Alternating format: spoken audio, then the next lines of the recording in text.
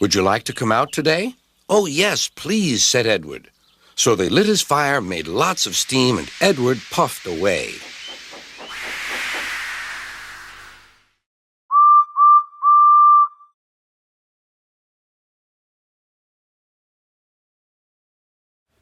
A Pennsy Pear.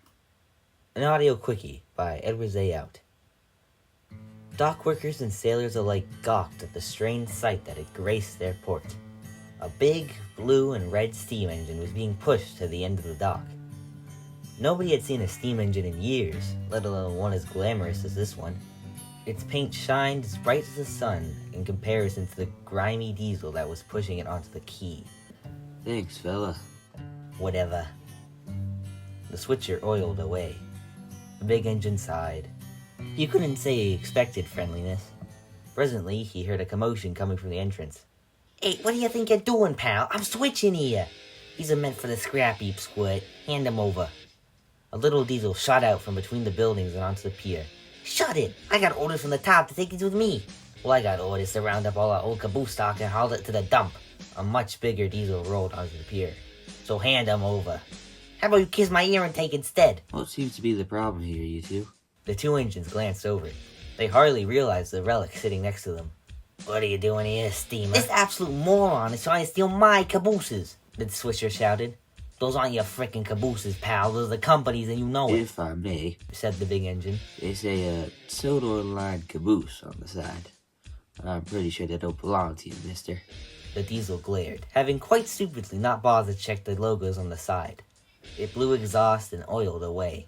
Yeah, run away. You know I'm right, said the little one. Cool your jets, little guy. You don't want to tick him off even more. Yeah, well, I can take him. I'll go right up his nose. The big engine laughed. For a little logo, you pack quite the punch, don't you? Yeah, I do. Just then, the two engines noticed a man walking up to them.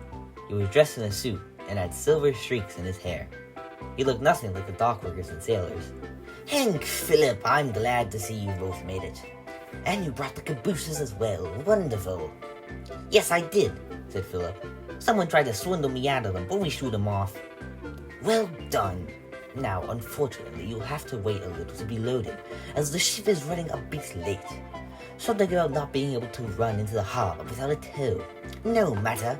It'll give you plenty of time to get to know each other. I must go finalize the arrangements. Cheerio, and see you aboard. He walked away.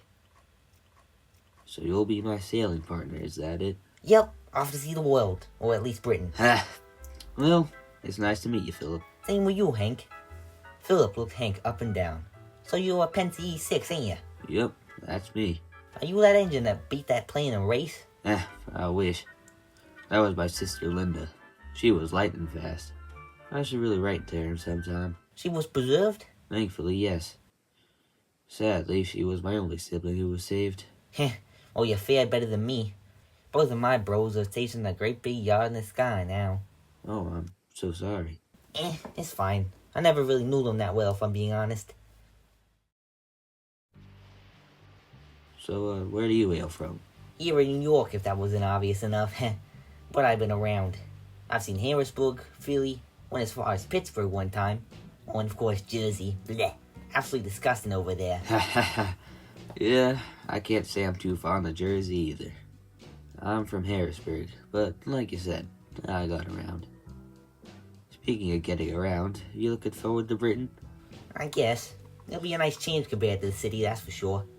Hopefully be a lot less grimy. You're telling me. But I'm gonna miss this place. It is home after all. I know what you mean.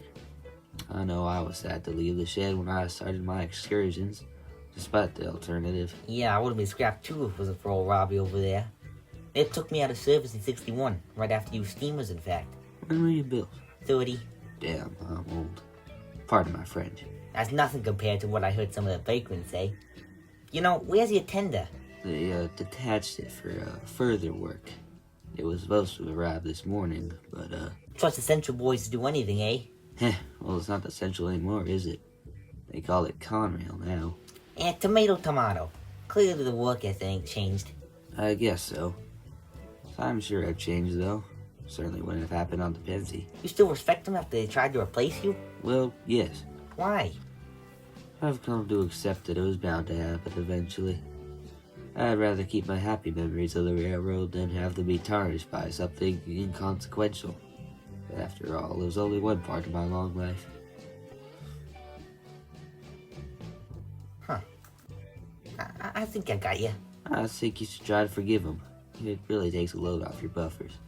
Maybe. I don't know. I just can't really get over the fact they just saw me as a number. Yeah, I get you. Agree to disagree? Yeah, that's fine by me. Hank, Yeah?